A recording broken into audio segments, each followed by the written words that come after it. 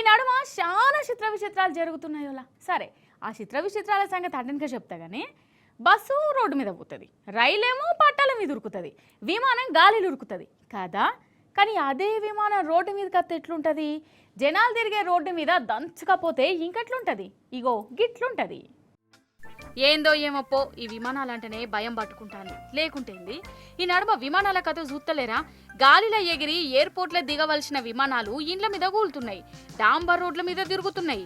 అగో ఈ విమానం చూడు, అబ్బర బిడ్డ నడి రోడ్డు మీద చుట్టుముట్టు కార్లు గిర్లు పోతున్న జాగల దిగింది. కార్లు తుక్కు తుక్కు అయిపోయినాయి, విమానం కూడా సొట్లు పోయింది. ఇంకా నయం పేలలే.